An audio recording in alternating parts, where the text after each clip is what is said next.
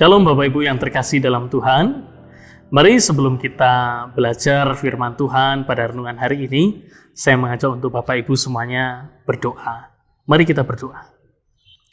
Bapa, kami menaikkan syukur karena Engkau memelihara kehidupan kami sampai hari ini. Bahkan di setiap kesibukan kami mau belajar tentang firman-Mu. Maka pimpinlah dan bimbinglah kami, agar dalam setiap perenungan kami juga boleh merasakan anugerah cinta kasih-Mu, bahkan kami menemukan tuntunan hidup, sehingga kami semakin dapat melihat hidup kami dituntun oleh Engkau secara pribadi. Pimpin dan bimbinglah kami, agar apa yang kami baca juga boleh menolong dan memberi sukacita bagi pikiran maupun batin kami. Terima kasih ya Bapa, di dalam nama-Mu kami berdoa. Amin. Nah Bapak Ibu yang terkasih dalam Tuhan, saya akan membacakan satu ayat Alkitab untuk Bapak Ibu semuanya yang menjadi perenungan kita pada hari ini. Yaitu akan saya baca dari Lukas pasal 1 ayat yang ke-37. Cukup satu ayat. Sebab bagi Allah tidak ada yang mustahil. Saya ulangi sekali lagi. Sebab bagi Allah tidak ada yang mustahil. Ini adalah percakapan ataupun kalimat terakhir dari malaikat yang menjumpai Maria karena Maria nanti harus mengandung. Dan kita tahu peristiwa tentang Maria yang dijumpai malaikat, di mana dia khawatir bagaimana mungkin aku yang masih perawan akan mengandung. Dan kekhawatiran itu juga bisa menjadi kekhawatiran setiap orang, setiap manusia akan kehidupan. Kalau kita mencerminkan dalam perjalanan hidup kita di masa lalu, 2019, 2020, 2021, kita banyak menemukan kekhawatiran. Dan tak sedikit di antara kita menaruh kekhawatiran itu di depan mata kita. Sehingga apa yang terjadi? Yang kita lihat terus-menerus adalah kekhawatiran, ketakutan, ketidakmampuan.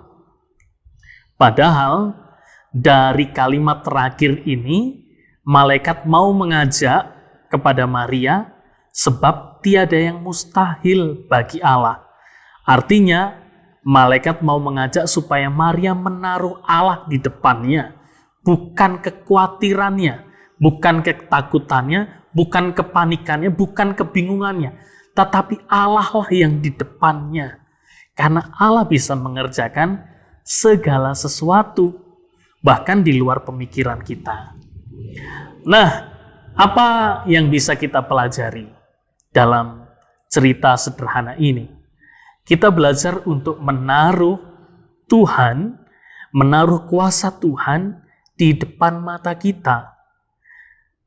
Bukan kekhawatiran, bukan kegelisahan, bukan ketakutan.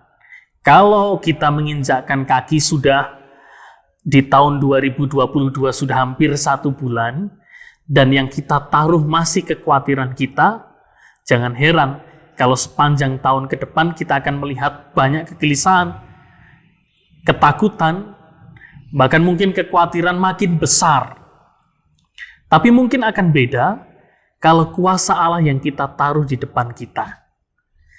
Kalau pekerjaan Allah ada di hadapan kita dan kita memandang pekerjaan Tuhan itu, kita memandang kuasa Tuhan itu, maka kekhawatiran, ketakutan tidak membayang-bayang kita. Dia ada mungkin di belakang kita. Dia bisa saja mencoba untuk menggoda kita, membuat kita untuk melihat dia. Tetapi bukan itu yang utama. Kita belajar untuk melihat Tuhan. Kalau di 2020 dan 2021 kita lewati dengan pertolongan Tuhan, kita yakin Tuhan juga akan menolong kita.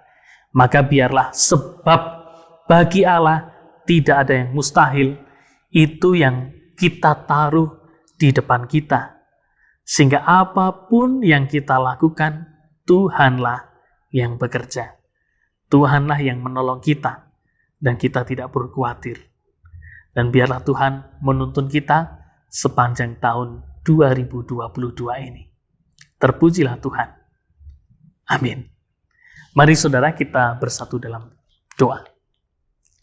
Kami menaikkan syukur bahwa kami memiliki Tuhan yang mengasihi kami. Bahkan Tuhan yang jauh lebih besar daripada setiap kekhawatiran, ketakutan, kelemahan kami. Maka biarlah kami menaruh cinta kasih-Mu, karya-Mu dan kuasa-Mu di depan mata kami, sehingga itu yang kami dapat lihat. Bukan kekhawatiran, bukan kegelisahan, bukan ketakutan. Maka apapun yang kami akan jumpai, tidak ada yang mustahil bagi Tuhan. Tuhan dapat memberi kesembuhan kepada kami. Tuhan dapat membuat kami bergembira. Tuhan dapat mengusir rasa gelisah kami. Tuhan dapat memberikan rezeki di luar kemampuan kami. Tuhan dapat mempersiapkan masa depan kami, anak-anak kami, keluarga kami, gereja kami. Karena kami memiliki Tuhan yang dapat melakukan segala perkara di luar pemikiran kami.